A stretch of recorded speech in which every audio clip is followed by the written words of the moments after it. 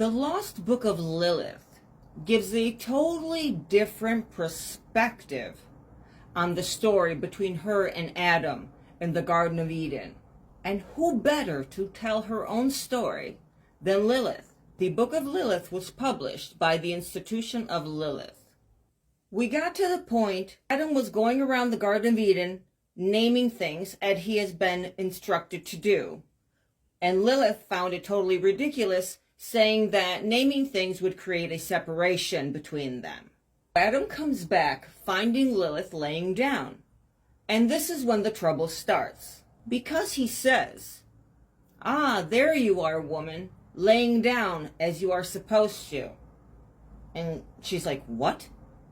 And she says, "I am laying down." And he's like, "Yes, lie down and I will lie on top of you." Now, she's thinking that he's a total fool because she's like, "I'm already lying down. I don't understand this dominance prance and speech you're giving me," and was very annoyed by this. Now, intellectually, she was a superior being. The way she processes thoughts is so much more evolved than Adam.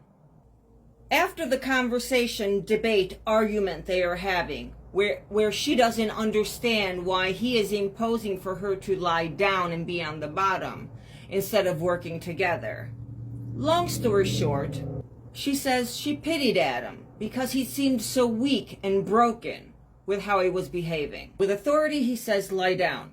She responds, "How can you say that to me?"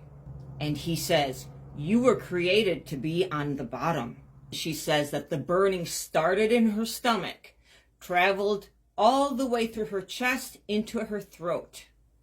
Her legs shook with desire for motion. To be gone suddenly and forever was her wish. And Lilith says, "I knew my legs could not carry me as far and as rapidly as I had wanted them to." That was what he thought of me, the bottom. Not a temporary or sometimes bottom, but a being to be on the bottom. Suddenly the garden lost all of its beauty. It became a landscape of confinement.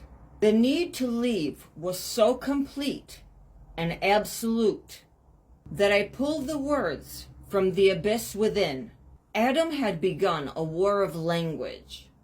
If he could use words to place me beneath him, then I would use words to disappear. I howled them, the secret words of God, her name which echoed through me and filled the garden with its power.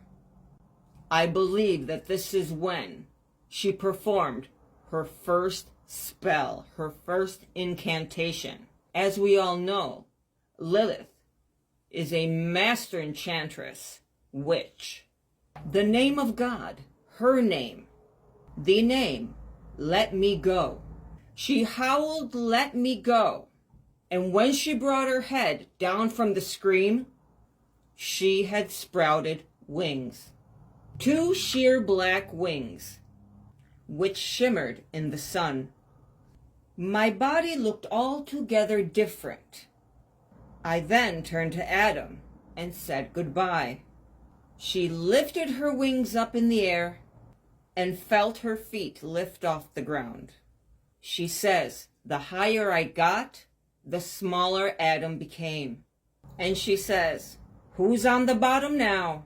She starts to look around and realizes that there was more than this garden of trees and fruits and animals. She says that once she crossed over the walls of paradise, and here we have confirmation that the Garden of Eden was a walled environment. It was an enclosed environment, like a scientific zoo laboratory for experimental purposes, just like it is said in the Anunnaki scriptures. Weightless, I moved through realms of possibilities. I was a separate force within the world. I was alone.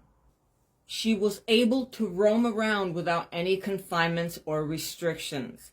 She's feeling her freedom for the very first time, just like it was in the first day when she was born in Eden.